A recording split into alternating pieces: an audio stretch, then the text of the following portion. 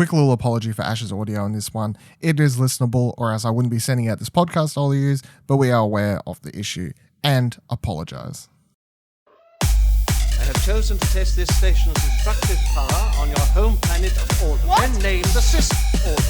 Wookiee religions and ancient weapons are no match for a good blast rifle coming up on Alderaan. You may fire when ready. Welcome to Alderaan Explosions Explosion Network's official countdown to Star Wars Episode 9, The Rise of Skywalker. It's 49 days until release. My name is Dylan Blight, and joining me, my Padawans, Ashley Hobley. Hey, John. Excited to be here to talk about A New Hope. Slightly. And Ciaran Marchant. Wait, we're talking about A New Hope? Can't we talk about the new Star Wars trailer? Damn right we will be. Oh, yeah. So this episode, we are going to be discussing A New Hope because that is, of course, the movie we're up to watching. But let's be honest, the Star Wars, the final trailer for The Rise of Skywalker dropped last week. So we're going to spend most of this episode discussing that. Let's be real. And we're going to be discussing it via, you can play along at home. Instead of like writing a heap of notes for it, I just wrote an article on the website called The Rise of Skywalker Final Trailer Breakdown. And that's just what we're going to use to go to go over the trailer as the jumping off point. So you can literally... How many words was it? 1,550 or something like that. Ash, did you call that by any chance? Yeah, so we're recording our reacts, and then Ash is like, "Oh, can't see you later when you've wrote like 1,500 words about the trailer." I'm like, "Haha, very funny." And then like later, I'm looking at the thing I'm writing, and it says like 1,550 or whatever. I'm like, "Fuck, he was right." Damn, you got me wrong. All right, so before jumping into the whole breakdown part of it, start with Ash. What are your overall thoughts and feelings on this, the final trailer for not only this current trilogy of films, but also the saga as a whole? I thought it was really, really, really good. We still have no idea what the plot of this upcoming movie, which I'm fine with. It might be the best looking Star Wars movie we've gotten so far. Like, some of the imagery in this is freaking fantastic. So I am super duper keen, and I mean, are they dropping it up? When's that art book dropping? 20th, the day after release. Day after? Okay, yeah, good to know. Yeah. Ciaran, how do you feel about it? I'm pretty excited. I've only just watched it literally 10 minutes before we started recording because, you know, I've got a life and I have had to run around and do stuff all day. It's fine. But the first thing I said, and Dylan was here with me, was just, like, this movie's going to look really good. Like, there were so many just single screenshots that I saw throughout it, and even flicking through the article Dylan's put together, that are breathtaking, and I cannot wait to see on a cinema screen. I can't wait to whenever the freaking 4K Blu-ray comes out, where I can take it home and look at it on my TV. I think we all said that The Last Jedi was the best looking Star Wars movie, and this movie seems to do better than that. So I'm really excited for it. I really like the plot point. Well, not plot points, but the story beats that it seems to portray throughout the movie. I think a lot of Reylo fans will be happy because there seem to be a lot of, you know, Kylo and Rey kind of hinting of their relationship and connection continuing. It's gonna be. I'm really excited for it. Yeah, it's gonna be great. It's a fantastic. Actually, also the sound design was amazing on this trailer. Like, the music itself was really good. Oh yeah. Yeah. I thought overall it was just a really fantastic trailer. It's interesting. It's an interesting trailer, I think, because as Ash pointed out, it really doesn't give away anything about the plot. It honestly, it plays out like a longer teaser trailer, if anything. You know, it's still just like, here's a shot of a thing and a thing. At this point, we've seen so much of the Death Star and stuff that you can kind of gather that they're going there, obviously for a reason and whatever else. And you gather that there's going to be these huge battles and Palpatine and whatever else. But the trailer just gives you nothing really to set up in the direction the movie is going to go. And I suppose previous Star Wars trailers are very vague as well, but it's like rare for obviously movies, they can get away with it because it's such a big famous thing that they don't need to like give away heaps of the plot in the trailer to get people to go see it, you know, but it's like still so rare to watch a trailer. And this is the other thing point. People get so worried, I don't want to watch trailers, spoilers.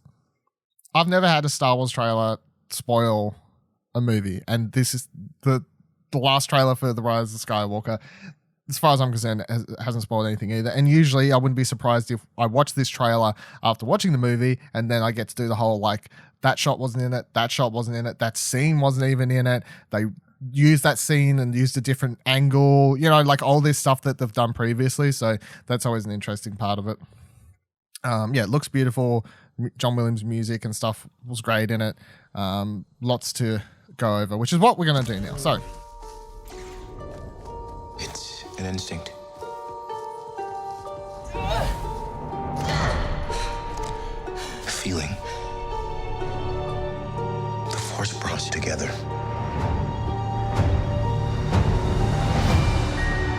We're not alone. Good people will fight if we lead them.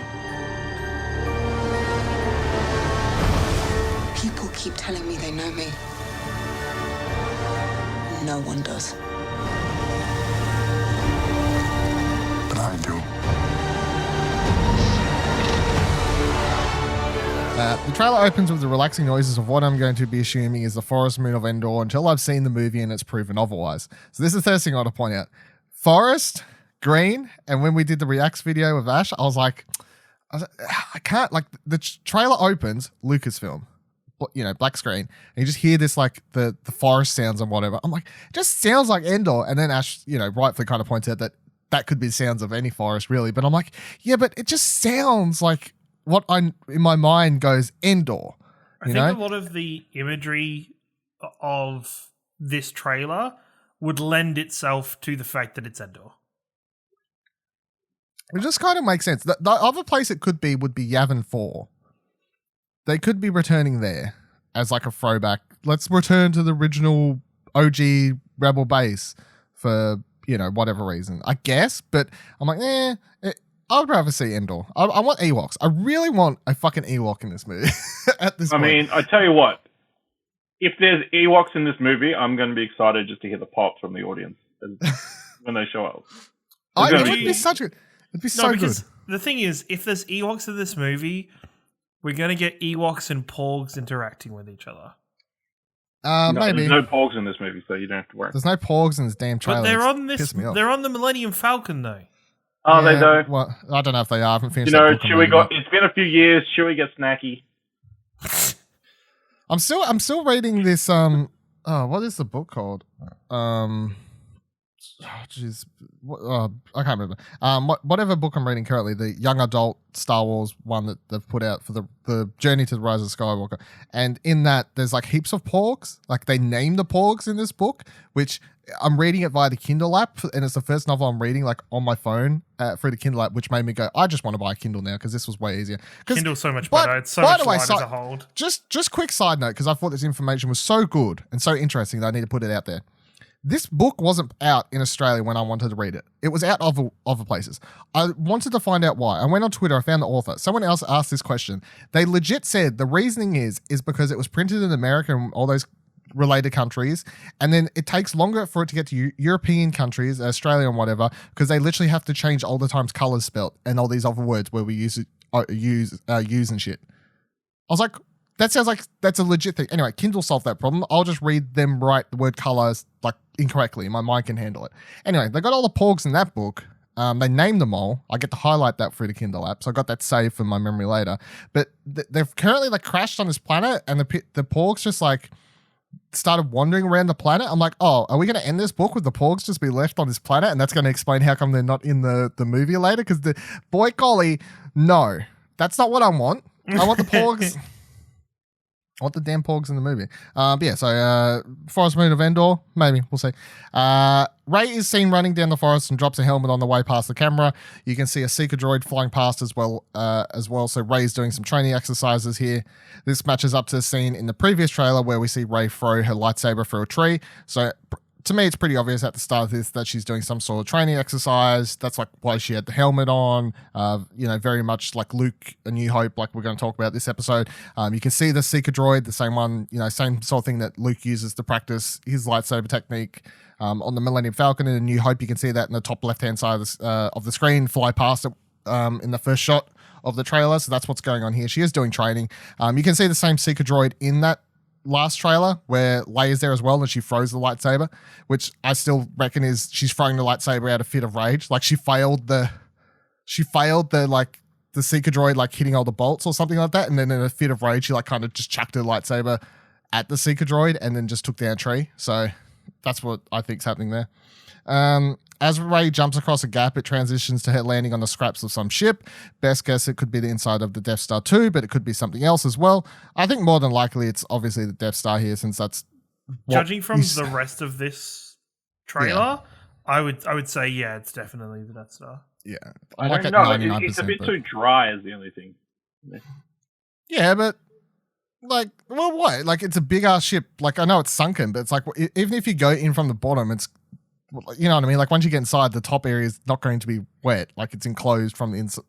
I don't know, like it's not going to be waves crashing everywhere. It's a huge object. Sunlight coming from lighting the scene, like lighting the whole thing. So. Yeah, but maybe the thunder, the rain and stuff that we see later is gone at this point. About, the water on the ocean. I guess. Finn is looking through some binoculars next with a desert landscape in the background, so it's most likely him spying something on Pisana, the new planet we've seen several times now. There is another theory that I've seen since I've wrote this article, where people are theorizing that the Death Star could actually have been crash landed on the planet Pisana. That's why they're actually there. Pisana is the planet we see in the last trailer where you see them overlooking like this huge Burning Man thing. Yeah, that's the point of reference for that. Yeah, so some people have kind of saying that maybe for once in Star Wars' time we're gonna have a planet that's not like we see that stuff on Pisana where it looks like Burning Man, and that's obviously a desert section, but then people are saying just because we're seeing it's deserty there doesn't mean that the Death Star's crashed in a certain section and now that whole section's water section. You know what I mean? It's there's different terrains on this one planet. Yes, and not just one. Notion. Yeah, crazy notion, right? So, and that would make sense, I guess, because if Rey's going out to the Death Star by herself, which it appears she is doing later in the trailer, and I'll point that out, and then this shot could be potentially Finn with binoculars out watching her go across. You know what I mean?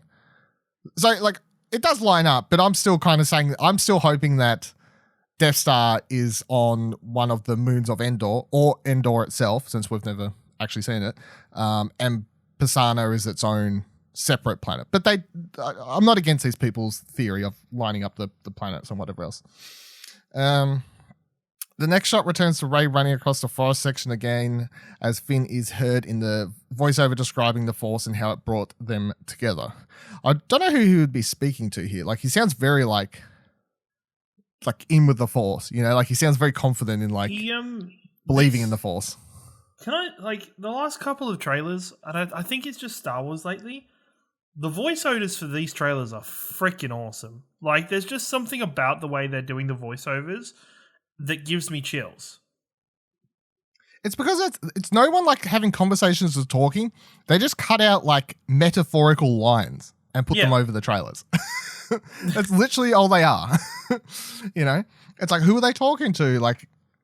You never know what the context for any of this stuff is, but it always just sounds cool. I think it's ADR footage. They brought them in. These are the lines we want to use in the trailer. Can you deliver these lines this way? It's very possible. It's very, very possible. Or at least some of them, if not all of them. Yeah.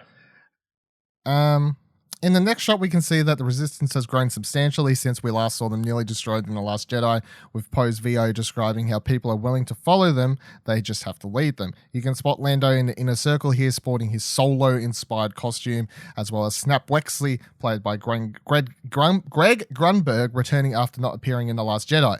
It looks like Poe is giving a speech as everyone looks toward him off in the distance. also worth pointing out here that I didn't write there is that Leia doesn't appear to be in this at all here, which, you know, obviously the Leia stuff that they're working with is playing around what footage they had shot. So I'm still going to say that, like, even though they're not going to kill off Leia in this movie, it still appears that possibly Poe's like promoted to general or something. It could be, but also the fact that Leia is the easiest person for them to delete from these scenes. Because... yeah, well, it's also worth... yeah, exactly. It's also the other thing of Leia is that they've said they've got a fair bit of Leia in this movie, but once again, the only shot we see of her in this whole trailer is the shot we've seen 3 times over. The one of her hugging Rey, which is... One of her hugging Rey. From pretty Force much Awakens. could just be that shot of her hugging Rey in the Force Awakens. It is that shot. It's an alternate take that they've then digitally put somewhere else. They've admitted it. Yeah, it's not the exact shot. It is an alternate take, so there is subtle difference. Well, this time, Rey cries. Yeah. No, Rey's footage, Daisy Ridley shot, like, new stuff, and then they digitally put it into Carrie Fisher old footage. That's not the back of Carrie Fisher's head? No. Got him. Corridor Digital have to solve this one. Yep, we'll have to make them ruin this movie for us. Yeah. Yeah, CG that. Write the CG in that. Also, I was waiting to see if people on the internet got mad because you can also see in this shot here, there's a Mon Calamari there, and then there's all those, hardcore fanboys that get all shitty that Admiral Akbar didn't get like a giant funeral in the last movie, and they're like, oh, they've replaced him already. But they've kind of set up a different, I can't remember his name off the top of my head, but they've been setting up a different Mon Calamari in the comics at the moment, kind of leading to him that possibly being that character. And then I'm really happy that Snap is back because I have a big attachment to Snap as a character because he's in all of the Poe Dameron comics, he was in all of the Aftermath books, and then he wasn't in The Last Jedi, and that's probably one of my biggest problems with that movie is I'm like, they got rid of fucking Snap Wexley, and then JJ's back, he's like, my boy comes with me. Greg Grunberg goes wherever I go. Yeah. So that's good. I will say, even just looking at this screenshot, these screenshots make me really happy because it makes me feel like there is some continuation from the past movies. Like, sometimes it can be really hard to make a newer movie look like an older movie, look like they're connected in some way. Like, this screenshot looks like it could have been just taken directly from Return of the Jedi. Like, it looks like it is capable of being part of that world still. Sometimes you look at the screenshots and you're like, this doesn't look like it's the same. Like, there's too much that's changed. I definitely feel like there's an art form. I was talking about this randomly the other day, actually. I think there's an art form to Star Wars movies because obviously when they made the original in 77, which we're going to talk about at the end of this podcast, when they made A New Hope in 77, or just Star Wars as it was called at that time, obviously all the technology was very like, you know, it's like you got the bloops and the blops and the tracking systems like look kind of dodgy. And then they've kept that for all Star Wars movies, like certain style, and even just structurally, like the way that machines look and whatever else. Like it was all from a certain time.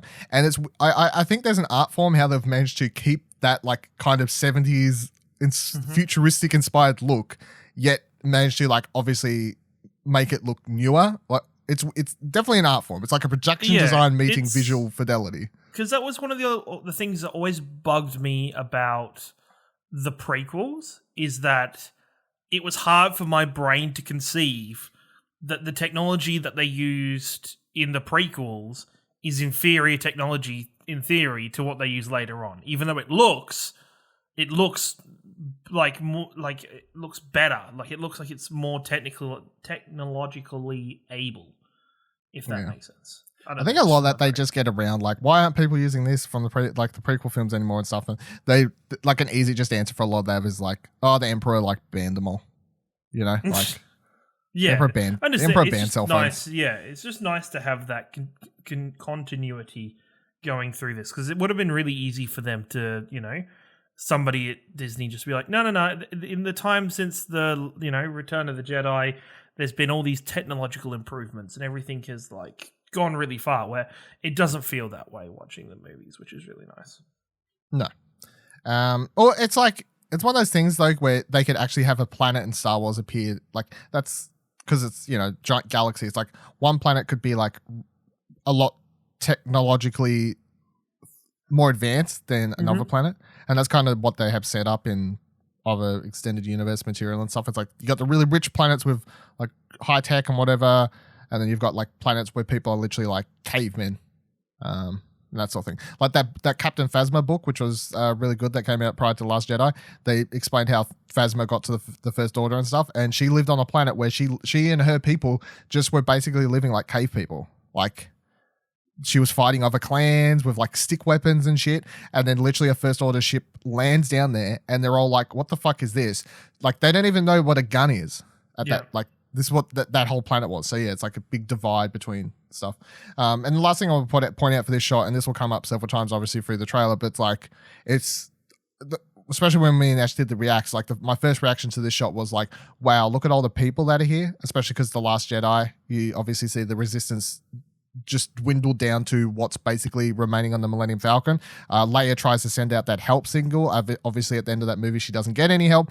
But then everything we're seeing in this trailer sees that, like, over the year between that movie and this movie, they have definitely like picked up some numbers towards the Resistance once again.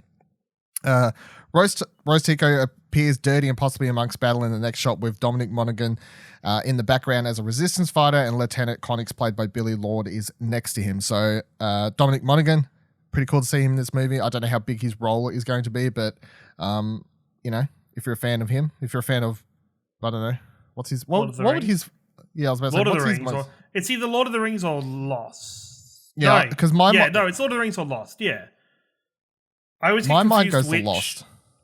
Mine goes to Lord of the Rings. I always get confused at which, if it was Merry or Pippin in Lost, because you know they're just in my brain together forever. So, but it was Dominic. Yeah, it's him. Because I was just thinking of Lost because spoilers for the episode where he dies and he holds up a sign against the window as he drowns.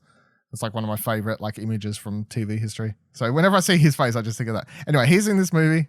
He's in this little shot in the background there next to Connix, Lieutenant Connix, Billy Lord, of course, Carrie Fisher's daughter, and Rose. And it was good to see Rose in this, especially after all the backlash, of course, in the last 2 years between Last Jedi and this movie, which forced her to close down, you know, Twitter, Instagram, I think, everything. Like she's basically had to escape all the fucking haters out there. So we see that Poe's Orange X-Wing is returning for the final film, or at least another X-Wing, I guess, or whatever, which is cool because I absolutely love that Orange X-Wing. I've got the Lego for it. It's fucking great. Looks great. Love it. Quote, people keep telling me they know me. No one does, says Rey as a close-up of her face shows anger building, and the next shot reveals a soaked Kylo Ren approaching her atop the outskirts of the water-sunken Death Star 2. He responds in VO with, "But I do," and looks calm as he approaches.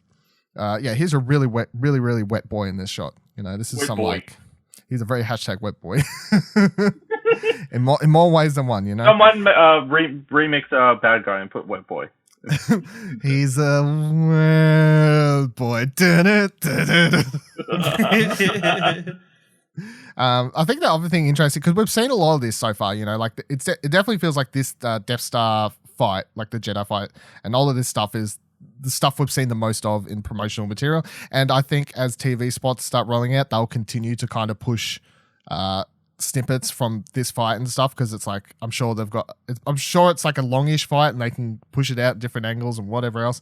But I do find it interesting how like they're kind of semi-reverse from the last time we saw these two characters, where Rey is the one that has like anger. It looks like she has anger across her face, and Kylo looks pretty freaking calm. And if you want to count the helmet game, because the helmet thing is obviously something that's really interesting for this movie, because we know that Kylo gets his helmet back and it's like refixed, and it's got the red stuff or whatever through it, which is like a Japanese kind of stuff. Yeah, it's like, well, it's they confirmed marketing line. It's like JJ in an interview like a month ago or a couple weeks ago, whatever it was, like confirmed that's like based on old like Japanese technique. Which was really quite interesting, considering I had literally heard someone on a Star Wars podcast I listened to mention that. You listen to another Star Wars podcast? How dare you, Dylan? I know, it's fucking. You just need to re-listen to reruns of this instead. Just listen to myself, but I don't. I probably don't have as good. No. You listen to Ash and me, the real, knowledgeable ones on Star Wars. Yeah. No, the podcast is called Sky Talkers, and it's done by. And now he's You advertising. guys what? And now you're promoting them? Yeah, I'll give What them a even promo. is this? Yeah, they did an entire episode on the whole masking. It was really Wow, interesting. look at our numbers drop. Oh, look. Oh, I'm just giving them shout out. Goodbye. They talked about the mask thing. It was really cool when they talked about it, and then when There's another JJ one. confirmed it was real, I was like, another one. "Wow! Imagine, It's fun. imagine like having a theory like that, and then having it confirmed. Like such an out there Thanks. theory as like this is based on a Japanese like samurai masking. Wow, out there theory of this being based on a thing in real life. Crazy. Yep. So crazy. So crazy. Shut up. Lonely listener, thank you for staying with us and not, abandoning I us don't to know that if you know podcast. this, but I'm pretty sure the lightsabers are based on swords.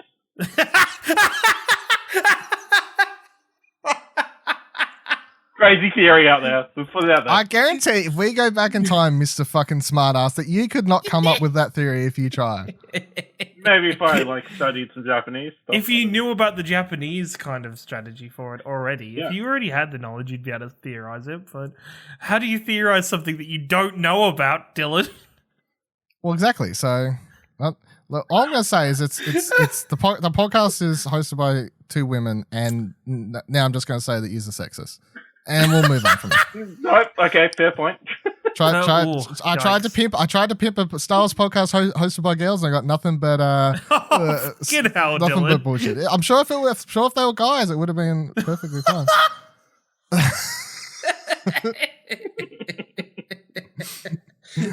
Oh dear. Continuing, things start to get super interesting in the trailer now as we see a giant frozen ice base of some description with a lot of TIE fighters approaching it. To the left, you can see a city of some sort, but it looks like they are frozen objects below the city as well, which may play into a moment that's coming up in the trailer. Okay, so I don't know if this is like on an actual like planet or like if it's just floating somewhere. I don't. Yeah, I like to think it's like a meteor or something, like an asteroid or something. Honestly, I just thought it was this. I thought it was just this island on some water, and it was just a reflection. But looking at it is different under the surface. It is different under the surface. Like if you look on the left-hand side of the image, the two things. Yeah, like it's not this exact. This was the shot that made me really excited for the cinematography in this movie. Like this when I first saw this shot, I was like, fuck, okay, I can't wait for this. This is going to be awesome.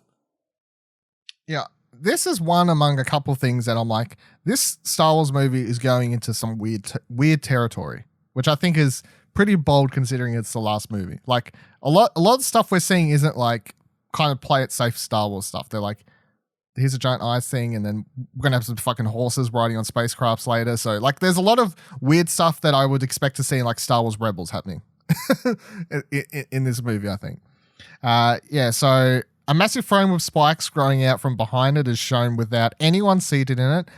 Phil Sozak, the creative art manager at Lucasfilm, pointed out on Twitter that the design is very much taken from Ralph McQuarrie's first drawings of the Emperor's throne for the Return of the Jedi, which he posted, and then I linked in the article as well, and you can see that it is obviously returning to those original Ralph McQuarrie designs, which makes perfect sense because JJ did some similar stuff for The Force Awakens, and even for stuff like Rebels, which we talked about, they returned to original Ralph McQuarrie designs for the lightsabers, and Zeb was based on the original design for Wookiees. So like it's so funny how someone's original artwork and designs for Star Wars, which weren't always used, but they were so striking that people years and years and years later making these movies, they're not coming up with new things. They're just going back to the original inkwell, back to the original inkwell, back to Ralph McQuarrie's original artwork, and then we're just going from there.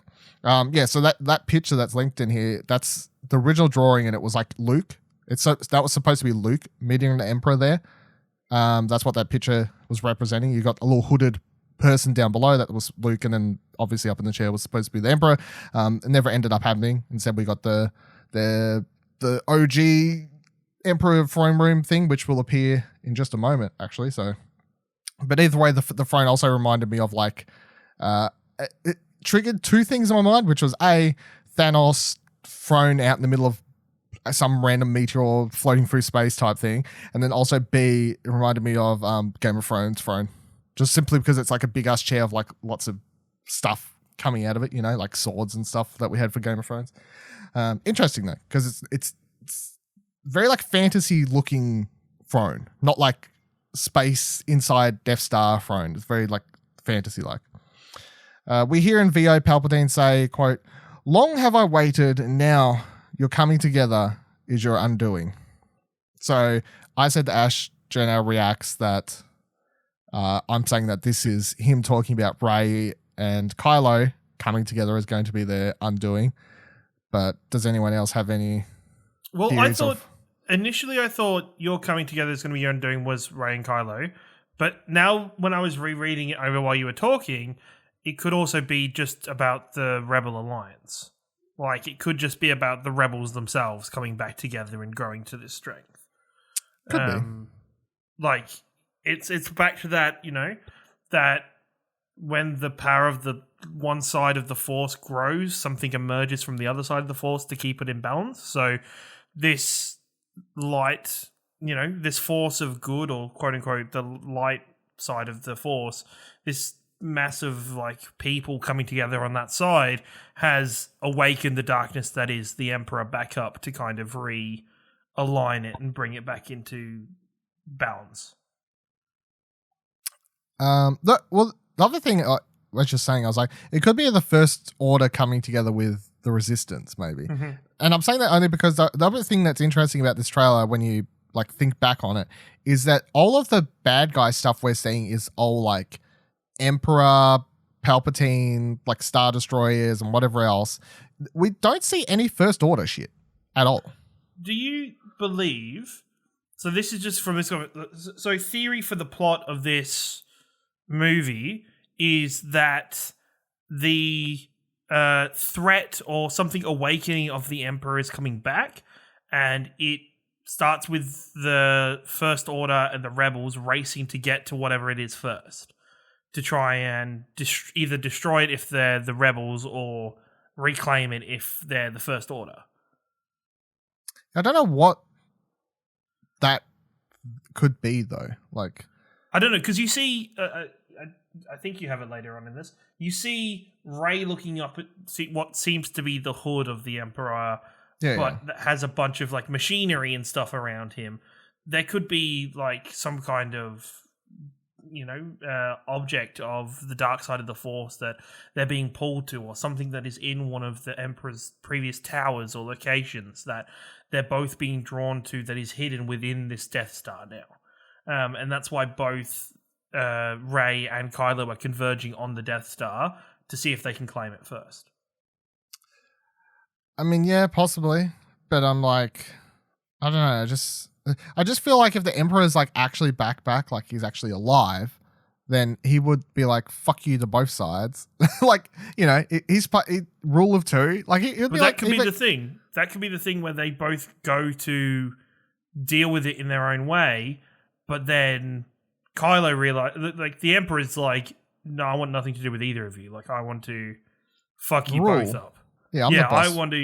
I want to destroy this completely. Like, I don't care about either of you." And I think that could be what brings the two together for Kylo and Rey, is that realization that the Emperor is just pure darkness and pure evil. The other thing I had watching this trailer when it comes to like the Palpatine coming back and stuff is like, I'm not, as I've said before, I'm not against him coming back, like actually being alive. Because I don't know how they do that, but like I'm open to it. But at the same time, just because we don't actually ever see him, like we see what appears to be the side of him, obviously, at the end of the trailer and stuff. But I'm like, that doesn't mean I have to believe it's actually him back. Like it could be, they have set up before, they have already set up in all the way back in the Force Awakens, like Aftermath books through to the Star Wars Battlefront 2 game, like plot and all that sort of stuff. They've had these robot Palpatines that went into effect upon his death, put into place a plan that was called Operation Cinder, and I guess this could be just the continuation. Like all these Star Destroyers out in the middle, the unknown regions, and then they've suddenly awoken and come back in. I don't know. Do you have any thoughts on any of this? It's Snoke. It's Snoke. All right, yeah. Just want to feel the internet God, fanfare over there. just bring that freaking Jesus hot Christ. steaming mess back up into the light, eh? The first Palpatine's master. Darth Plagueis. Yeah, Darth Plagueis. No, he killed him. Have you ever heard the tragedy of the tale of tragedy of Darth Plagueis' wife? So while he's saying that, his quote, "Long have I waited now, and you're coming together as your undoing." While we see several different shots, the first is of an Empire-era Star Destroyer breaking out of ice, which could be why the shot before of the ice base looked like it was filled with objects. So, and later in the trailer, obviously you see there is a shit ton of Star Destroyers, a ridiculous amount. Are they all just frozen in this ice object and then they're going to break out and then head off? They've been frozen in there for, 30 years or whatever. Maybe. I don't know. Either way, it's interesting to see a Star Destroyer just breaking out of ice or whatever's going on here. It's odd. The next reveals a massive amount of resistance ship gathering with the Millennium Falcon in the lead. Twitter user at Admiral Nick22 did a good breakdown of all of them on Twitter and noted there are new Montcalm cruisers, Hammerhead corvettes, a U-wing and many others, but most interestingly, just off to the right of the Falcon appears to be the Ghost, the ship from Star Wars Rebels. At this stage, it could be flown by either Hera Syndulla still or her and Kanan Jarrus' son, Jason Syndulla, who would be an adult at this point. Much like I was saying to Ash when we did our reacts to the trailer. By the way, I've mentioned this a couple times. If you want to watch that, youtube.com/Explosion Network. In that, because obviously they put up this 12-second teaser the morning before the trailer dropped, and this footage was in it. And then my timeline, because I follow a lot of Star Wars related people who are Rebels fans and stuff, especially from when it was airing, and I was following heaps of people who would write reviews and stuff. Obviously, all of a sudden I wake up, I check Twitter, and it's just all of those people are like, "Oh my god!"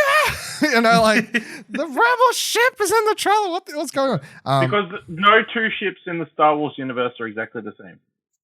Well, we've never seen another ship that looks like the Ghost in generally when Star Wars. when they give somebody a quote unquote hero ship, as they used to call them or whatever in fucking Battlefront, whenever they're always generally unique ships. If they make a big deal about the ship, that's their ship. It's like I'm just saying, who's manufacturing these? Because they're doing it. Clearly, they're taking too long. Maybe some people they need are to boarding streamline themselves. Well, they usually always the system so all the ships look the same.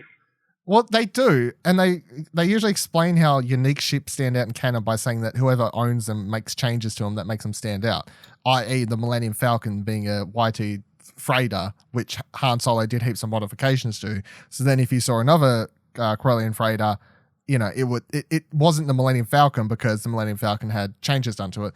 The Ghost, I don't know the exact ship type off my head, but it's also a ship that Hera Syndulla has... Yeah, that Hera Syndulla has done heaps of modifications to, and has been a ship for quite some time. So it's you can explain why they look slightly different and stand out and remain, as Kira said, quote unquote, hero ships.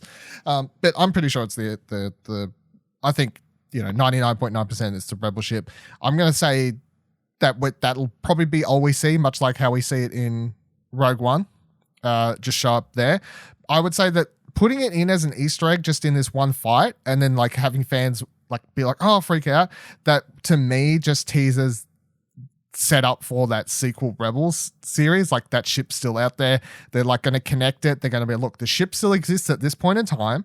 And then when they announce this, the follow up to the Rebel series, and they announce that it's going to start Jason Syndulla and whoever else and whatever else going out on missions trying to find Ezra and whatever the hell's going on there, then they're like, we already know that the ship's still around in this point of time, because obviously I highly doubt we'll see Hera or anyone else that's going to be on that ship, as much as I would love to see that. Oh my God, I would love to see that.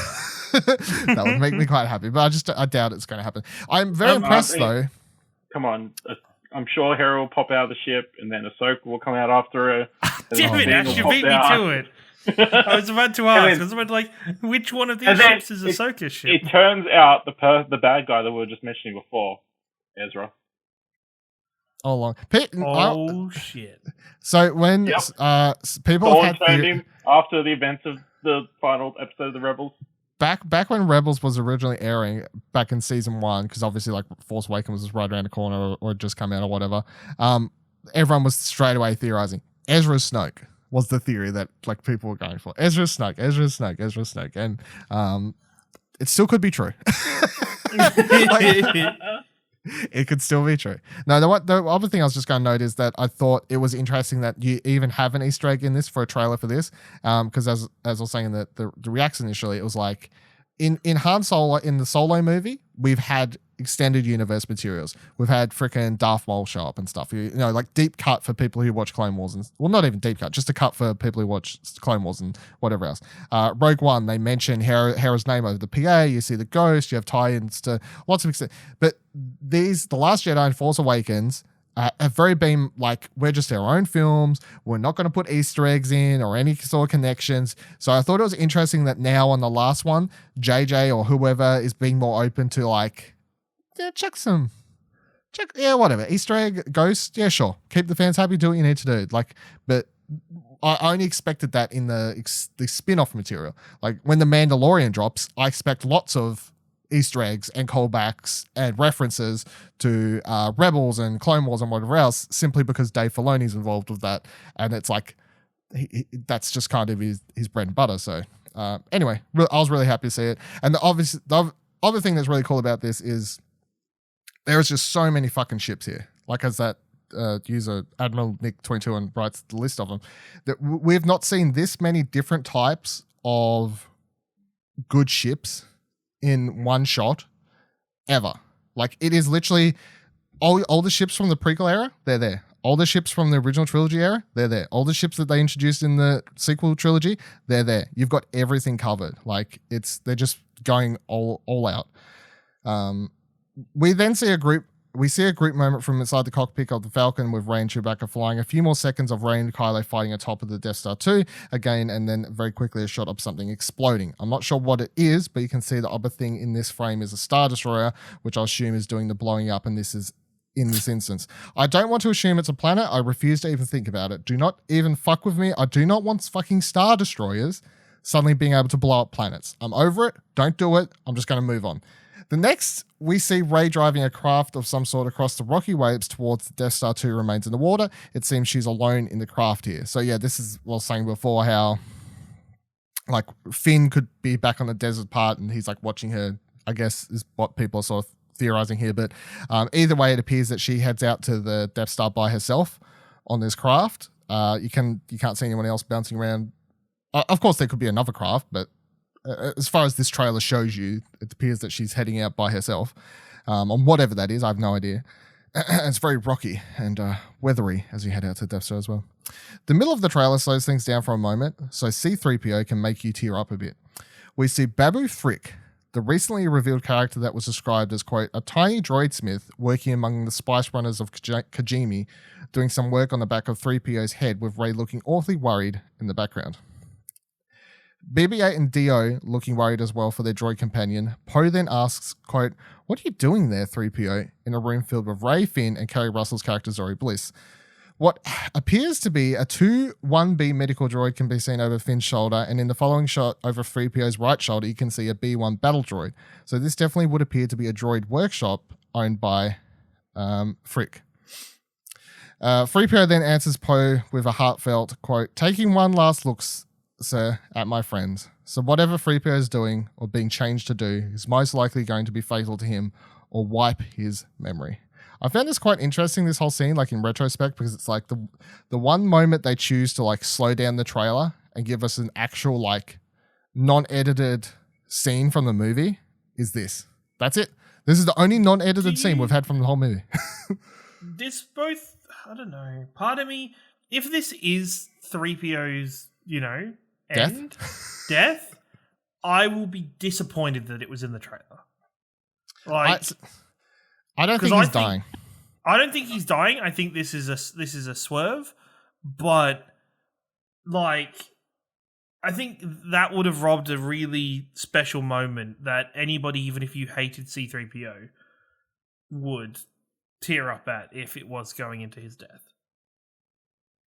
Well, it's like, if other characters potentially die in this, like Poe and whoever else, which is possible, who knows, you know, in the long run, you'll look back and be like, oh, thank God they only teased 3PO's death, not Poe's and, whoever else. Yeah.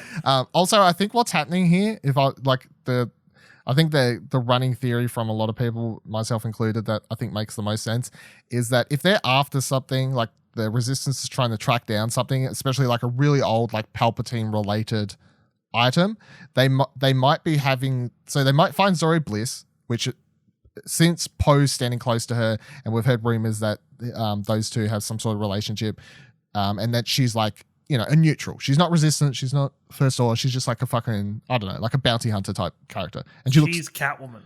I guess. She has a cool fucking armor though. Every time I see it, I'm like, so they may find her, and then maybe she's like, I can take you to someone to help out, like a really good droid person. Because what they may be wanting to do is not wipe 3PO, but revert him. So, you know, he gets his memory wiped at the end of episode 3. So it's like, yeah. So they may be wanting to revert 3PO's form, his memory state or whatever, to the version of 3PO that we had in the prequel films. And then that way they may be able to access data that he has hidden inside himself or something that he may not even be aware of that could relate to Anakin or someone along those lines. I think that would make sense. That would so be then, cool. That would make then sense. then 3PO wouldn't be dead. He would simply get reverted, and then he would be like, who he is, you know? Which would be sad, yes. It would be very sad, but it would also be like kind of like cool for him as a character, like because it's 3PO who's in all movies like a scaredy cat. You know, he doesn't want to do anything. He wants to stay, hide, and do all this sort of stuff. In this scene, it appears he's willing and understanding what he's doing and what he has to go through for the resistance. I mean, that's a terrible fate, having to remember what happened in the prequels. Yeah. Having to remember the time you spent on a battle droid's body. Yeah. You would have to remember that. Yeah. I remember all that. Yeah, that sort of explains the shot of him with the red eyes as well, I think. So that could be him like just processing data or like, you know, going through some reboot phase or something. Like everyone's freaking out like, oh, it's evil version. It could just be him, his like processes going through something. You know what I mean? Like it's because that shot's definitely from this scene. It's in the same place if you go back and look at it. So and there's also another shot that Empire magazine I think had in their like cover story of Zoe Bliss holding what looked like a data card. So maybe she's like she's holding something and then they're like going to put that in him to revert his memory or, you know, something along those lines. But it seems to all sort of add up. And honestly, if that's what's going to happen, I like it. I think it's cool. Like and as I said, I really want this movie to, as JJ said, like it's the final of eight movies beforehand, not 2 movies beforehand, and then having 3PO revert back to prequel era and like acknowledge the prequel films a lot more in this movie. Like they've got a fucking B1 battle droid behind, you know, fucking prequel era battle droid behind. I think that's already, you know, pretty cool. Like I want prequel stuff mentioned or in this movie because it'll piss people off and that's funny. No, I just like, obviously I like the prequels more than most people do. So I'm happy to get references and whatever else, but I think that'll be cool for 3PO as a character as well. Cue the John Williams score next as the classic theme kicks in and we see Poe, Chewie, and Finn running down a corridor, taking down stormtroopers with ease, followed by the Leia hugging Rey moment we've seen a couple of times now. Quote, confronting fear is the destiny of a Jedi, says Luke Skywalker in VO, and we see BB-8 aboard the barrage on Pisana with Finn, Poe, and C-3PO before we cut to a shot of Lando and Chewbacca flying together. I didn't note in the article, but I also thought it was really cool. Like, it reminded me a lot of Force Awakens, like the chemistry between Poe and Finn. Like when they're on the barrage and you see shit like blowing up and you like Finn's like, yeah, and you see Poe in the background like cheering him on too. Like just reminded me of their chemistry when they escaped the destroyer at the start of Force Awakens, you know, and they're blowing up stuff and they're like, yeah, Poe, yeah. So it seems like they're like cheering for one another here, which we didn't get in The Last Jedi because they were all split apart, you know, they were all different places. So we then see Jana leading the charge of Poe beside her and a few others. I wrote the wrong person's name here. We then see Jana leading the charge with Poe beside her and a few others atop Orbax and moving their way along the top of a Star Destroyer. How they got there is a very good question, but horse-like creatures riding into battle on top of a spacecraft is awesome. So when I wrote Poe, I meant Finn. But that's fine. I can spot one mistake. It's better than worse. So this is kind of crazy to me. I don't know how high up in like like the system or space or whatever they're supposed to be here. But either way, like this is what I was saying before. This is like some crazy sort of stuff. It's like they're on top of a massive Star Destroyer, apparently charging in the battle on top of it. And then when they cut to the shot further in this trailer, on fucking like horse creatures, and BB-8's like charging along and stuff. And then you cut to the shot BB-8 after looks like this. he's ready to fuck shit up. Yeah. Like he is like, give me one of them walkers again because I'm going to save the day. Yeah. He's going to use that lighter real good. Maybe he does. Yeah. Either way, I'm like, oh my God, this trailer's into some crazy stuff that's going. Next up, we see Rey facing down Kylo Ren inside the throne room of Death Star 2. Palpatine's throne is clearly in the background, as well as the iconic window from the Return of the Jedi. This place looks like a wreck, but it's certainly not destroyed enough that Rey wouldn't be able to find whatever she's looking for there. It's worth noting that in this quick shot, Rey has her lightsaber ignited by her side, while Kylo does not, and also doesn't have his helmet on. I'm kind of playing, I keep trying to track when he has his helmet and doesn't have his helmet, because I feel like that's important to like kind of place scenes. You know what I mean? When like, stuff's in the movie. Like he's probably got his helmet on in the start of the movie and then it probably gets removed and whatever. Maybe he doesn't. I'm now at the stage where I'm like, I feel like he won't have his helmet at the start for some weird reason, and he gets his helmet later. I don't know. That could be interesting. Or like he gets his helmet in the middle and then ends up chucking it off by the end again. It would then make me think that a lot of this like Death Star stuff is all happening in the first half of the movie. Well, that's I have a running theory at this stage where I'm pretty locked in that the Death Star is like one of the first things in the movie. Like not the first scene. I think the first scene is going to be Rey training with Leia. I think that's how the movie is going to start. And then I think they go to the Death Star, like Act 1, they go to the Death Star. And she has that fight with Kylo very early in the movie, and that's why they're quite happy to show so much of it, you know, because it's like first act stuff. Either way, this shot, I updated my Facebook cover page for the first time in like 3 years, because that shot of them standing in the throne room there from the Death Star, that is probably my favorite shot of the trailer for sure. I feel like just as like visually interesting and just cool and very Star Wars and you know whatever else.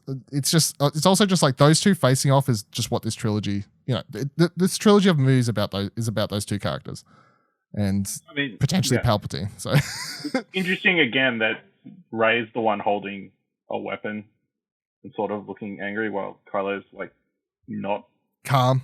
Yeah, calm. And fine. Yeah, and I think that kind of plays into obviously, you know, like with we don't see any of this, but the Disney Plus footage, which of course ends with Sith Rey or whatever. I definitely feel like this movie is going to deal a lot with like Rey struggling to deal with her dark side. You know, I feel like that's what this, and they can't go too hard on it because obviously they've revealed the runtime is like 2 hours 33 or something. So they've got 2.5 hours to get this shit done. But it's like you can dabble with her dealing with the dark side, but you can't go too ham on it. Too ham on it, yeah. Which is why it's so weird that you're like, for this movie especially, there seems to be so much going on in this movie for the last movie of the trilogy. It seems almost like they're having to maybe sadly make up a lot of ground that wasn't covered during The Last Jedi to kind of make the story that J.J. Abrams is wanting to tell make sense. Yeah, possibly somewhat. But then it's also like 2 hours 33 is that's a lot of time. You know? Yes. Like yeah. When you want it down, it's quite long. Finn is seen running across the top of the Death Star 2, cupping his hands and almost certainly yelling, Rey! It also appears that Janna is in the background of this. So I would say that if you kind of put the pieces together, it's like Rey comes across on the boat thing to the Death Star.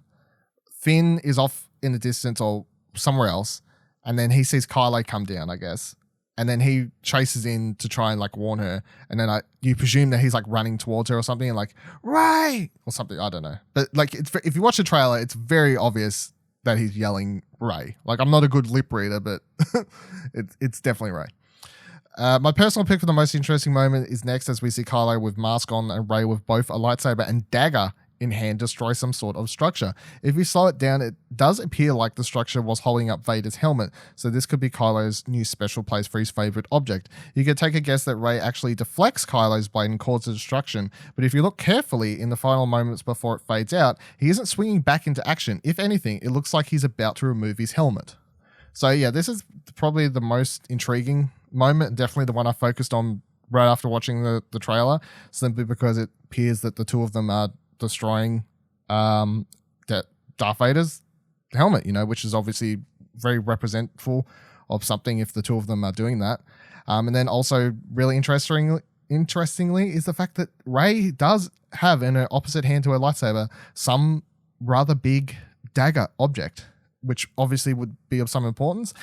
Possibly if we're pulling it back to what was kind of talking about before, if the two of them are after some sort of Sith artifact or something like on a race to find it to win the battle or something along those lines. It's like, is it this?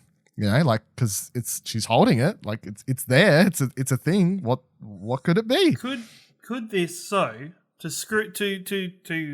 rebut to your idea that this is later in the movie, possibly? Could this be earlier in the movie, and that be some kind of Sith artifact that they break, which causes the Emperor stuff to happen? I mean, possibly.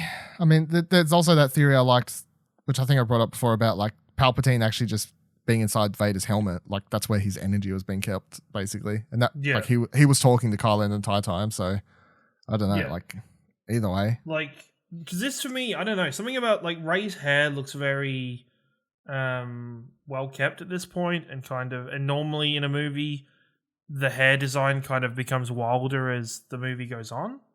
In a lot of movies, because shit happens to people, and so I don't know. I don't know. Yeah. At first, I also thought this was on Bespin because in the right hand, looking the right hand corner, but it's inside I thought it was a window looking outside, but I think it's literally just a bunch of stuff that's in the corner and not like towers outside the window, which is why I thought it was Bespin originally. But and also it's obviously a very white interior, which is like Cloud City. No other places. It wouldn't be the worst thing, considering Lando might just still be on Cloud City. Yeah. I mean, it would make sense. But then it's like, what would they? They're just smashing Lando shit. It's not Vader's helmet. Also, the other thing I was going to bring up for all of these shots with Kylo and Rey, I think there is a little bit of every time I talk about them in my mind, I'm like, how much of these shots I can trust, I don't know. Because, of course, after The Last Jedi, if they're going to continue the thing of them having this ability to do their Force connection thing, like, does that mean that every shot I see in this trailer of them, I can't actually trust they're in the same room? You know what I mean? I really hope that they got Driver that wet just to fuck with us. Like, maybe. That scene just doesn't show up anywhere in the movie, and he's just like, I got that drenched and that cold for nothing. For a trailer to fuck with you guys. I'm a real actor. We see another angle of the Orback riding team now with a clear view of the Star Destroyer they're on top of, as well as what it looks like 100 more off in the distance. You can see X-Wings and TIE fighters flying past as well, so the battle is in full motion. Yeah, so this shot is just like, fuck me. This movie's going in some weird territory. I can't get over it. You got damn horses riding on top of these Star Destroyer, and then in the distance it just looks like there's so many, like there could be hundreds of these things. There's just so many off in the distance, it's crazy. And then you see TIE fighters flying overhead, X-Wings chasing them. It's like this movie is just feels like it's going to have all the action scenes that everyone's ever dreamed of, like lightsaber battles, yes, space battles, yes, horse riding atop Star Destroyers, yes. Like you've got it all, everyone. You can't. It's like J.J. Abrams has gone to a Build-A-Bear and he's just stuffing all the good parts into like this one almost exploding bear skin. And we're just going to get all the good parts explode out of it. I hope so. Well, I really hope that this movie just does like a full scale. Like, as I said before, I know we kind of got it in Rogue One, but I want like the end of Rogue One, but bigger, And this movie certainly teases it with the amount of ships that we see, like pulling up, bigger facing one another and whatever. More of the main characters directly interacting with that battle. Yes. Well, I'll say I would put a money now, without even thinking about it, I'd put money on the fact that whatever the way the movie ends, the finale, which, this shot here of the Star Destroyers and stuff, this could be like towards the final act. However it plays out, you're going to have a bunch of characters like Poe in an X-Wing probably. You're going to have like Finn and Janna and all these other people doing another thing. And then Rey is going to be off somewhere else by herself by the end of the movie. She's very much like Return of the Jedi. Kylo. Yeah, with Kylo, yeah. But With it's Kylo. still very much like Return of the Jedi. You're going to have, like, eventually Rey is going to split off and she's going to have to deal with her story with Kylo and Palpatine probably and whatever else. I feel like that's a pretty safe bet at this stage. And again, if that's what happens, I don't want to hear people be like, oh, they ripped off Return of the Jedi. It's just what makes sense. You know, like it's just some things are unavoidable. This movie's not a rip off of Return of the Jedi. Look at this. There's fucking horses. Don't fucking Star Destroyers. It's not Return of the Jedi. The final moment of the trailer semi-reveals what we can safely assume is Palpatine strapped into some sort of mechanical object, which is moving him towards Rey, who is looking up with some fear. There is cracked ice-looking ground around her, which would lead me to believe this is taking place at the ice structure we see earlier in the trailer, but also you can link this back to the original trailer where we see Kylo stepping across the ice with his TIE fighter in the background.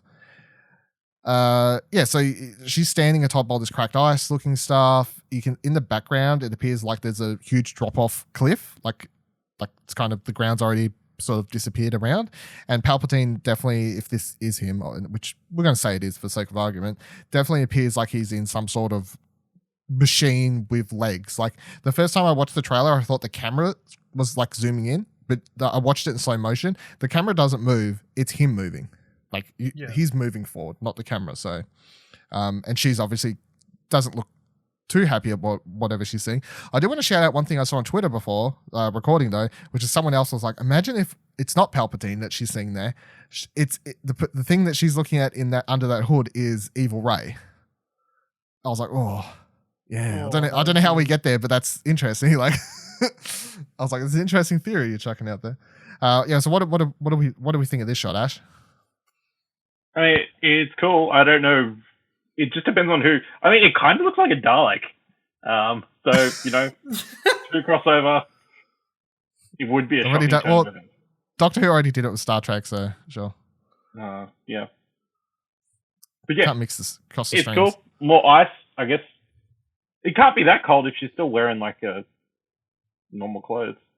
I don't think she thinks, fight Palpatine might be a bit cold. Might chuck a jumper on.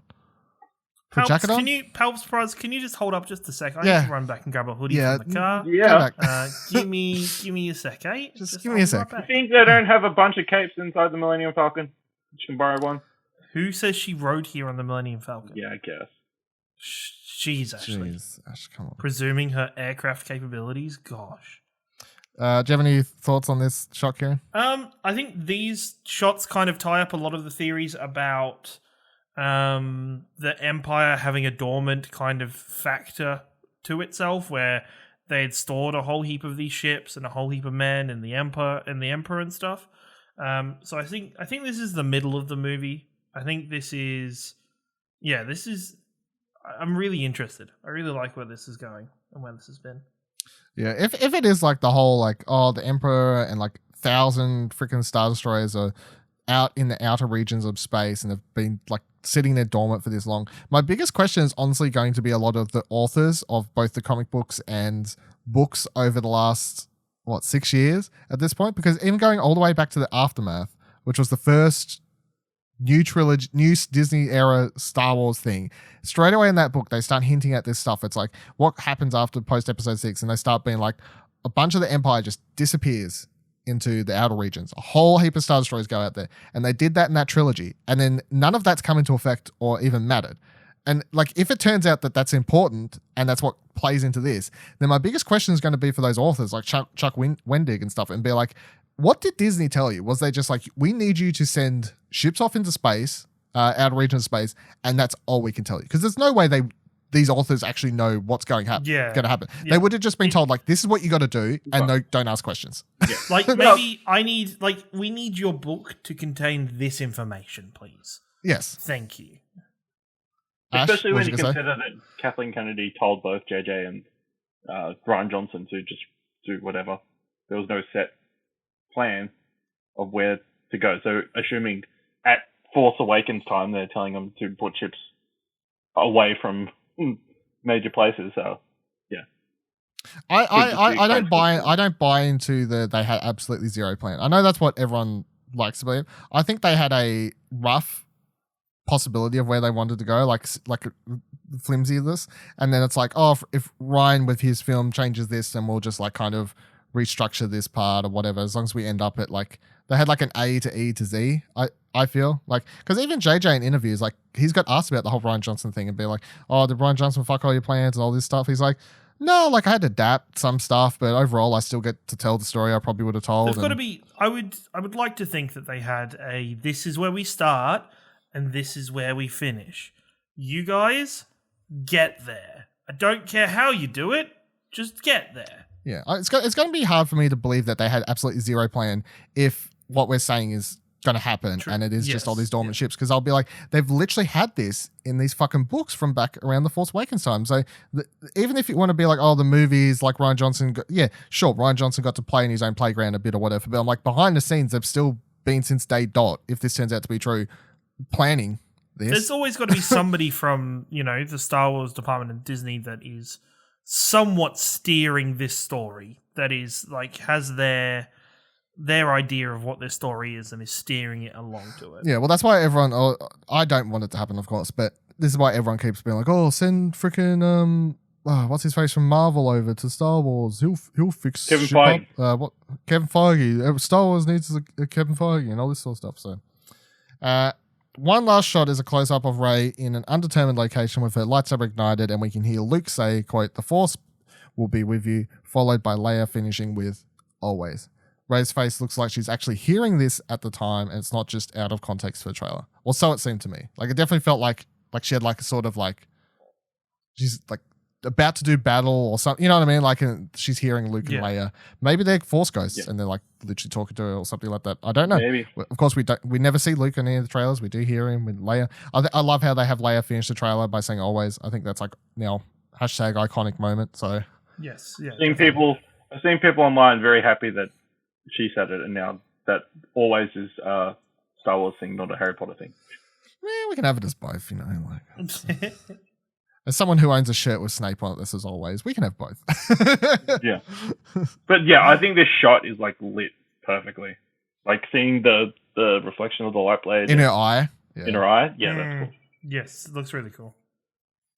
Yeah, and that is the final trailer that we're going to get for. So thank you for movie. joining us for Alderaan Explosion this week.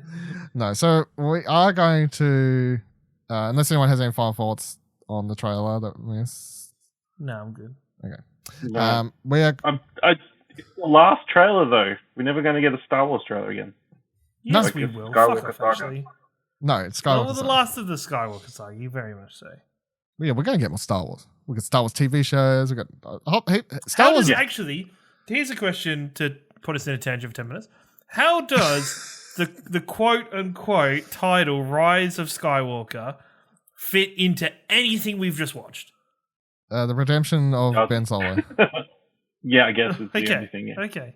Yeah. Okay.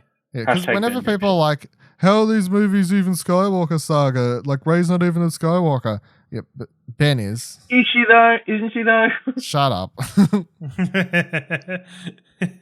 She's a Palpatine, confirmed.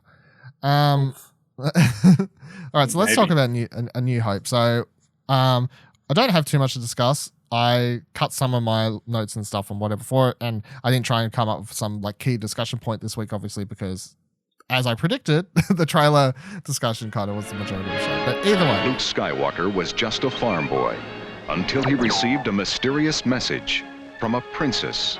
Help me, Obi-Wan Kenobi. She's beautiful. Star Wars, starring Mark Hamill, I'm Luke Skywalker. I'm here to rescue you.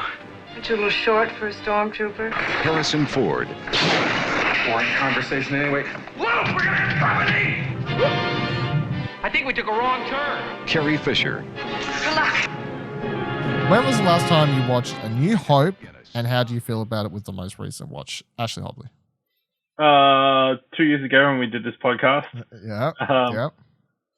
I think I liked it more this time, mostly Really? because I didn't watch it directly after Rogue One, which I felt. Oh.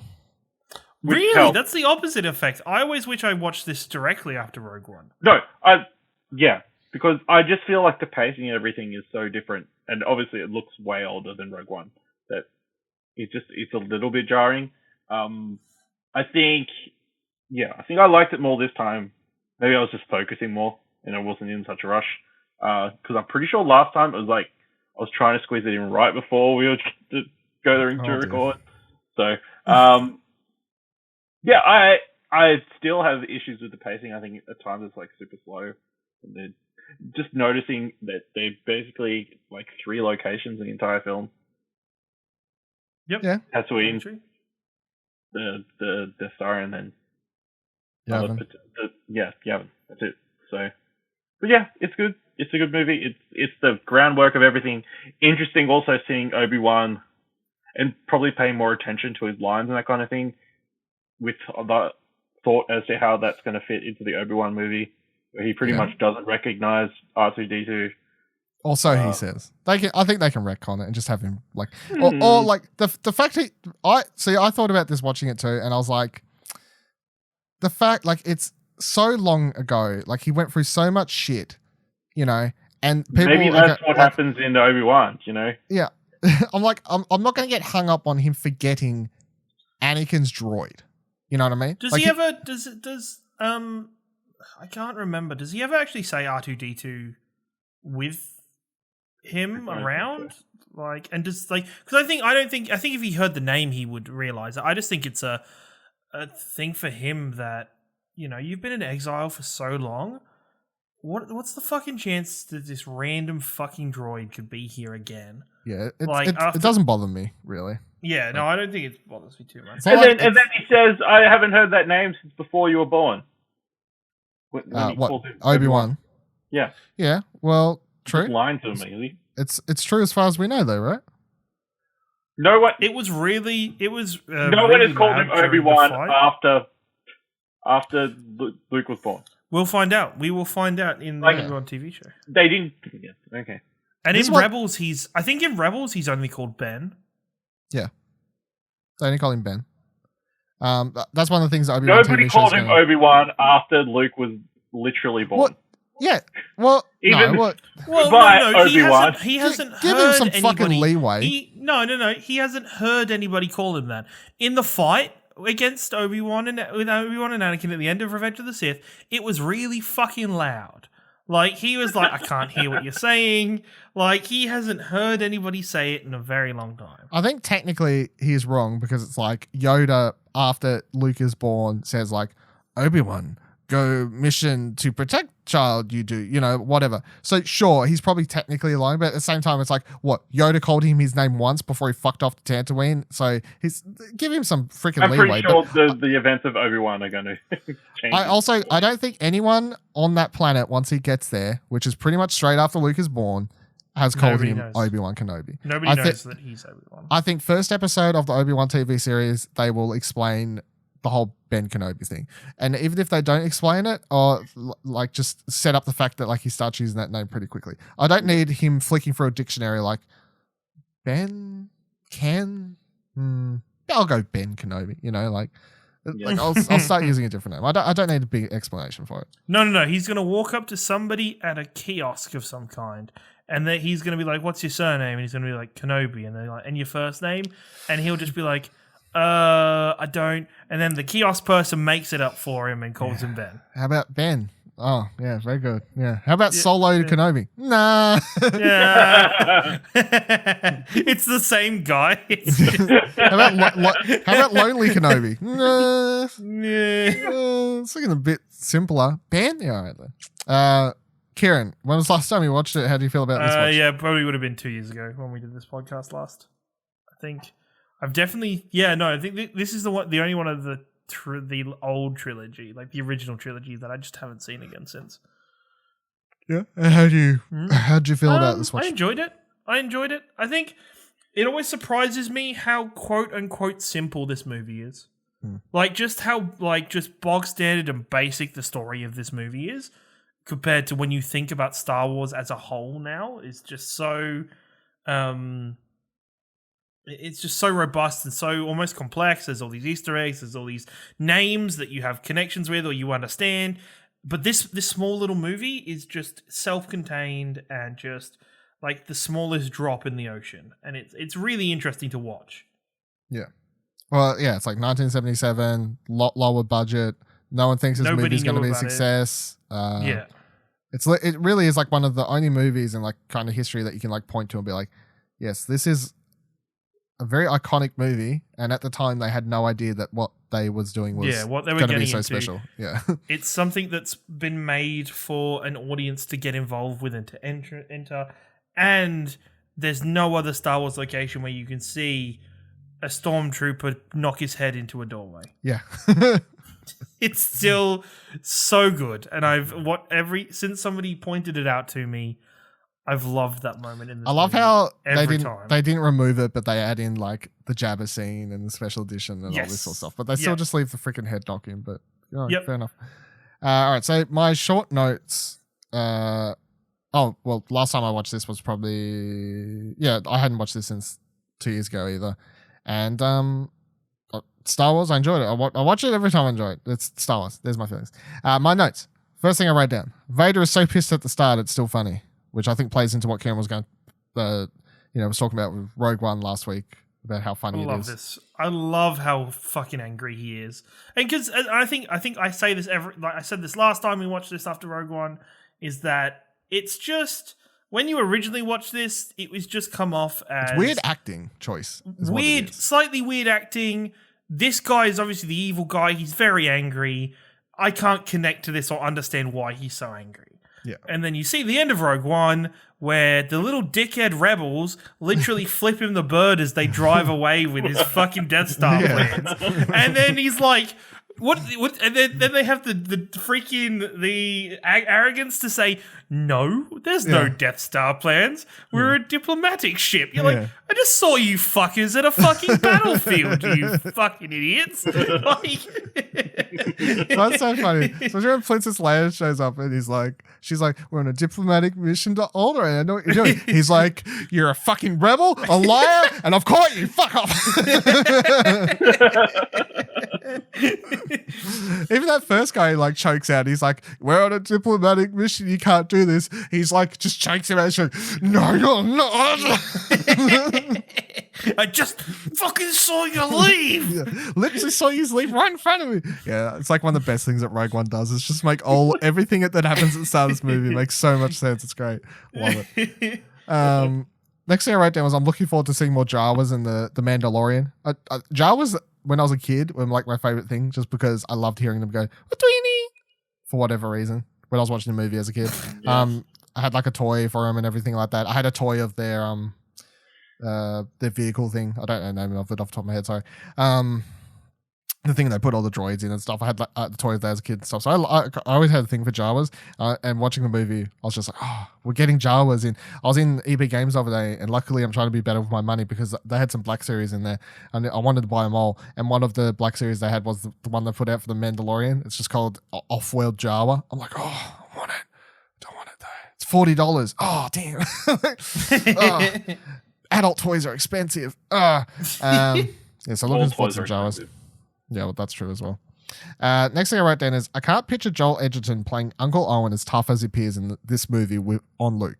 And presuming that we will probably see, and there've been like hints at Joel Edgerton returning, or like people are hoping he'll return for that role in the Obi-Wan series, obviously. I really cannot picture him being as tough on Luke. In this movie, like Uncle Owen is like, a dick. Luke, get fucked. Like, you're not going to see your friends. You're staying here, help me on the farm, blah, blah, blah. And he's obviously like super protective of him. And I just struggle to see Joel Edgerton playing him like that. I mean, he's got to be likable. Joel, from watching Revenge so recently, Joel Edgerton just feels, I can't think of a better word. He feels a bit soft. Yeah, in general, like, pardon? In that, he's like, so young though. Like, he's supposed to be like, he's so young, probably. But like, he's like, just his look in general is very soft, and it's just it makes it hard to see where this is going. I don't know. I think you need to watch anything he's been in the last 5 years, and you might change your mind. Joel, probably. Like, I could see him playing the arsehole, I guess, but I don't want to see him because I feel like if you want to have Joel Edgerton play you, I feel like Uncle Owen, if he's going to show up in the series, should be somewhat likable. Whereas I feel like Uncle Owen in this movie just isn't likable at all. Like, he comes across as just a grumpy old man. You know what I mean? Like I feel like he should come across tough but likable at the same time. You know, just tone it down a little bit potentially if they're going to have him be in the Obi-Wan series. Next thing I wrote down was I kind of laugh every time Luke just goes from, oh, I got to do chores, sorry, Ben, to processing the death of his only family, and then being like, oh, yep, I want to be a Jedi now, a thing I didn't know existed until 30 minutes ago. Like, it's still one of the weirdest, like, processing of, like, everything. He's like, I really want to get off this planet. Obi-Wan's like, hey, do you want to come Alderaan? Oh, I got to do chores. Goes back thing, sees parents, his only family members, uncle and aunt, burnt to a fucking crisp, skeletons laying in front of his house. The most graphic shot in the entire series. Yes, and the reason that shot's the most graphic, by a long way. I think I mentioned it last time, is that George Lucas was when he was making this movie was like kind of playing off the Vietnam War, so that's like where the graphic imagery for that was inspired from. I thought it was a movie for kids. Yeah. I will say that A New Hope isn't something that I would describe as emotionally deep. Like, there's nothing in this movie that is really a deep look at a character's emotions at any time. No, I don't think so either. It's very much just like fantasy wizard, let's run off, have fun. And this scene in particular of Luke just shows that, because it's like he literally doesn't process anything. And he's like, oh yeah, I want to be a space wizard Jedi, is it? What's that do? Cool, let's go. Like, whatever. And then later in the movie, you're like, hey, Luke, just so you know, your family died a while ago, like pretty recently. Yeah. Like, and it's just the whole time frame for this movie just kind of feels like it's a couple of days. Like, it's literally it feels like it's 2 hours. Yeah, it's just very quick and it's like there's no time for him to process anything. I was waiting for him to, you know, midway through Empire Strikes Back, he has an emotional breakdown. Just all of a sudden, it just all hits him. He cries. Oh my god! It's okay. My entire family is dead. Yeah. The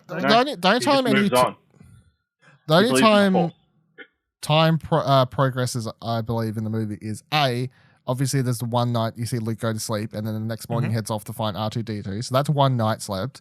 And then the only other time I think any night progresses is you could say that like maybe a night or maybe even 2 nights, like the travel it took from Tatooine to Alderaan. I don't know how long that takes, space travel time.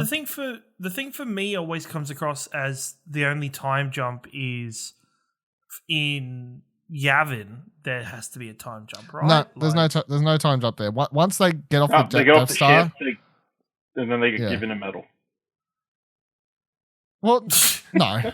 Oh, you mean you mean after the fight? I thought you meant like after they get off the Death Star and then they go together. Oh, so no, you mean after they get off the Death Star the first time and they find the Rebel Alliance and everything. Oh no, I don't reckon there's any time jump there. Like they get off the Millennium Falcon, they head off to Yavin. As soon as they land, they're pretty much jumping into X-Wings. They're pretty much jumping into that meeting, jumping into X-Wings and then heading off again because the Death Stars follow them there. You know, because they've got a tracker on it. There's no time to fuck around. If they've got a tracker on the Falcon, then the Death Star's only, you know, just behind them, following them, basically. And I think, you know, how did... I'll mention that later. That's fine. Let's carry on. Let's kind of move on. Next thing I wrote down was watching the Alderaan sequence. All I hear is the theme song for this podcast now. All the fucking audio cues I've ripped. You probably don't listen back, so you don't know. But every time I edit the show, I have to listen to the theme song, and all I hear is the "Tell me the system" and fucking Leia being like, "No, Alderaan." Fucking get pumped. And then last thing I wrote, can I just say before watching this back again, Jabba looks terrible.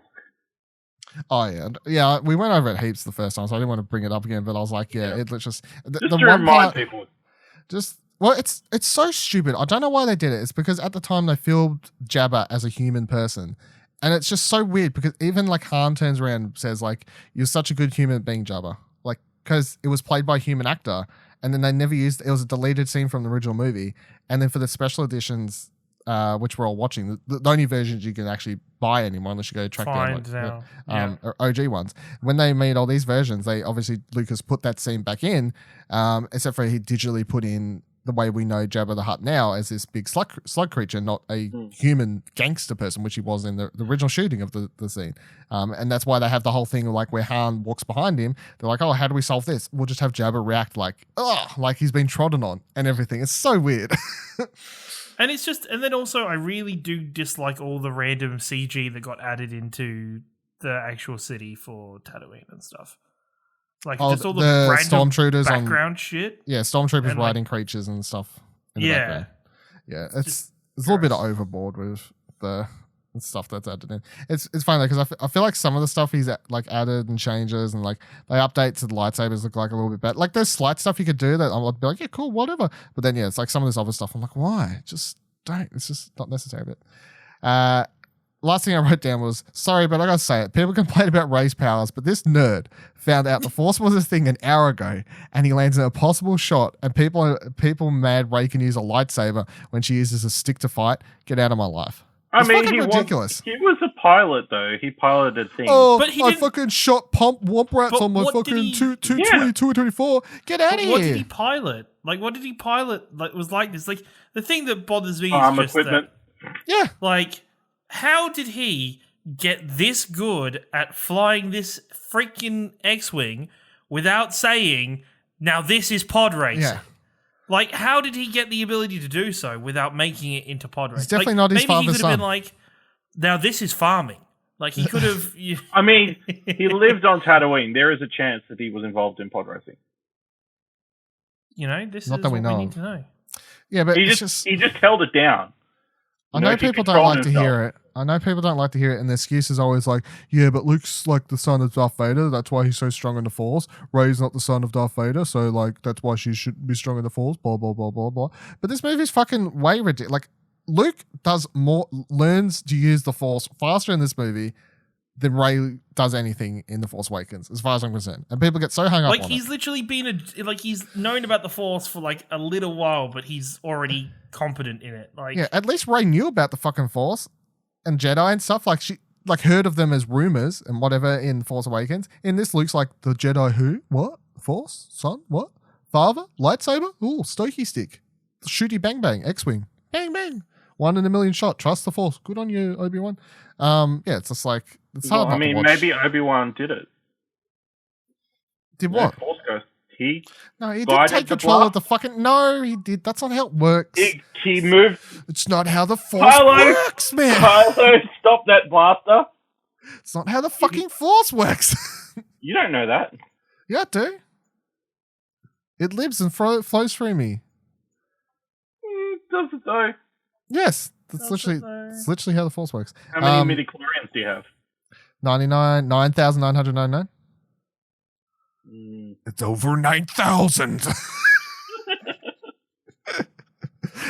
Any last comments about New Hope before we move on to ranking? Because honestly, I don't have much. I've watched this movie a billion times, and I feel like there's the least to discuss about it because, as Ciaran was saying before, it's not like really deep when it comes to like character motivation and moments and sort of stuff. Like it's a very good movie, iconic, one of the greatest movies of all time. But yeah, it's just like there's a lot of stuff. Like Ben Kenobi's death is kind of semi-meaningless in this movie by the way, because since you brought that up, I do want to say no, because you know how I was saying that saying about the theory that they could actually have Vader fight Obi-Wan in the series and it would fit in.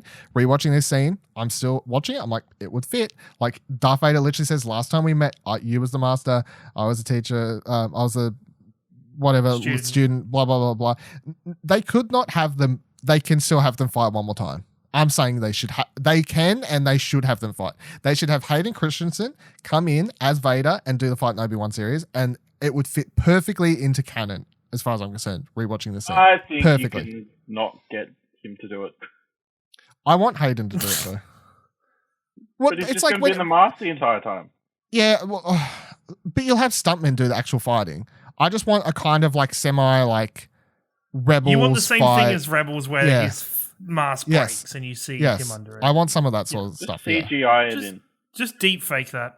Yeah, no, I want him actually there because I think Hayden deserves it. Like he cops so much shit, but I think he deserves it. Anyway, let's continue. What else did you have, Kieran? That was just that, Luke's reaction to Ben Kenobi's death in this is kind of like, It's like There's more of a reaction than when he saw his. Yeah, exactly. Like, it's just the difference in, oh yeah, your family died, compared to, oh, this random elderly man that you met a couple hours ago is now dead. Yeah. No. Well, disappeared into air. Yeah. Yeah. Still Does one of the anybody greatest else lines. die that way in Star Wars? Yes, Yeah. Luke does. Okay. Yeah. Okay. Yeah, Luke does. Yeah, Obi-Wan's my like own not Obi-Wan. Qui-Gon's like the only one that they didn't like he goes down, but then he still turns into a Force Ghost, which is like, but then after they're like, oh, people that turn into Force Ghosts, blah blah blah. Also, you never see Vader's body like in his final moments, Vader's body's carried out, but then it turns into a Force Ghost. So it's like, I don't know, the whole like Force Ghost rules thing. It's like they're very like, some Obi-Wan disappears, but other people their bodies disappear later and they still turn into Force Ghosts. So yeah, it's like whatever. Don't really know. Anything else? In the trash compactor, was there space underneath it? What do you mean? Where the monster lived? Like there was space underneath where it was getting compacted. So you're saying they should have dove under the water? Yeah. No, I'm going to say there wasn't space. I'm going to say that the walls would have come all the way in. The trash compactor scene, as it is, was already a bad scene, but the Family Guy cartoons of this have ruined the scene even more for me. Because I just imagine Brian and Peter Griffin finding a couch while they're in this trash compactor, like just every time now. It's gone its course now because of that. Yeah. Anything else, anyone? No, nothing else springs to mind. All right. Well, there you go. The final question, of course, that we'll have every week. Where are we? Well, not every week. We didn't last week. We didn't last week. No, we did last week. We did Rogue One. You mean Rebels? Whenever the Rebels won, we that was a week before. Look, it's all blended into one fucking dreadful experience. So, Ciaran, do you say this was a dreadful experience? Tell me how you really feel. Jesus Christ. Not great. Put this in the number 7 spot, thanks for me, please. Whack Rogue One and Revenge of the Sith before this one. All right, so you're moving those two up. Number 7, A New Hope. Ash. I think. Yeah, I'm gonna put this at number 8. Really? You're gonna put Solo before this movie? What? Yep. Newest latest. Wow, okay. Yeah. I just remembered that you put Solo before Revenge of the Sith as well. Ash, you're a terrible human being. Thanks. So I am placing it at position number 7 and moving episode 3 and Rogue One up in front of it. So now to go over our things, Ciaran's got episode 2, episode 1, Solo. I don't know why I say, I wrote episodes, but then I wrote A New Hope, so I should probably fix that. Ciaran's got Attack of the Clones, Phantom Menace, Solo, A New Hope, Revenge of the Sith, Rogue One. Ash has Attack of the Clones, Phantom Menace, A New Hope, Revenge of the Sith, Solo, Rogue One. I have Attack of the Clones, Solo, Phantom Menace, A New Hope, Revenge of the Sith, and then Rogue One. Now, last week I teased that this would probably end up at a weird spot, and Ciaran started freaking out. Is that not where you thought I was going to place it, or is that fine? Or I'm worried about you and these next 2 movies, especially.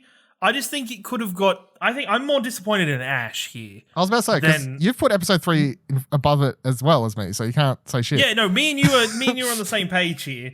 I'm disappointed in Ashley as a human being right now, and having Solo as high up as it is. It's so funny because I've Solo at 9th, you have it at 8th, and Ash has it at 6th, all the way up there so far. While second on the current list, like the second best Star Wars movie we've watched so far for Ash, is Solo. Like, come on. Pick a real fight over here. That's it for this week's episode of Alderaan Explosion. Next week, we'll be discussing Empire Strikes Back, so make sure you watch the movie before then, of course. Please share the show on social media and tag @ExplosionPod if you're enjoying it. Tell your friends and rate it on Apple Podcasts or Podchaser. Alderaan Explosion is a Darth production of ExplosionNetwork.com, which you can also find what do you want to watch on our fortnightly movie and TV podcast, which you should check out if you like movies and TV, which is probably related since Star Wars is primarily movies and TV. Follow me on Twitter at Vivaladil, Vivaladil. You can follow Ciaran on Twitter at boyringo. You can follow Ash on Twitter at Ashley Hobley, ASHLEYHOBLEY. And may the force be with you always.